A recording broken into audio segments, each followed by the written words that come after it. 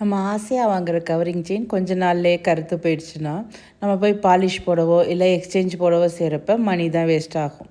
வீட்டிலேயே எப்படி அதை பளபளன்னு ஆக்குறதுன்னு பார்க்கலாமா? நான் ஒரு அரை மூடி எலுமிச்சம்பழம் ஜூஸ் எடுத்துக்கிறேன். ஒரு செயினுக்கு இது போதும், அதனால் இந்த அளவு எடுத்துருக்கிறேன். உங்களுக்கு எந்த அளவு வேணுமோ நீங்கள் யூஸ் பண்ணுறது அதுக்கு தக்கன எடுத்துக்கோங்க. லெமன் ஜூஸ் எல்லா இடத்துலையும் படுற மாதிரி நல்லா மிக்ஸ் பண்ணிவிட்டு ஒரு 10 நிமிஷம் அப்படியே வச்சுருங்க செயினை. 10 நிமிஷம் கழித்து அதில் ஒரு 1/4 ஸ்பூன் அளவுக்கு பேக்கிங் சோடா சேர்த்து நல்லா மிக்ஸ் பண்ணி விடுங்க. இது அப்படியே நுரைச்சிக்கிட்டு வரும், உங்களுக்கு பார்க்குறப்பே தெரியும். நல்லா மிக்ஸ் பண்ணிவிட்டு இதையும் ஒரு 10 நிமிஷம் அப்படியே வச்சிடலாம். 10 நிமிஷம் கழித்து நீங்கள் எடுக்கிறப்ப பார்த்தீங்கன்னா அந்த லெமன் ஜூஸு க்ரீன் கலரில் இருக்கும். இப்போ இந்த செயினை நல்லா வாஷ் பண்ணி எடுத்துக்கலாம் தண்ணியில். இதில் வாஷ் பண்ணி எடுக்கிறப்பயே உங்களுக்கு நல்ல வித்தியாசம் தெரிய ஆரம்பிச்சிடும். இப்போ செயின் பார்த்தாலே உங்களுக்கு தெரியும் வித்தியாசம் முதல்ல இருந்ததுக்கும் இப்போ இருக்கிறதுக்கும்.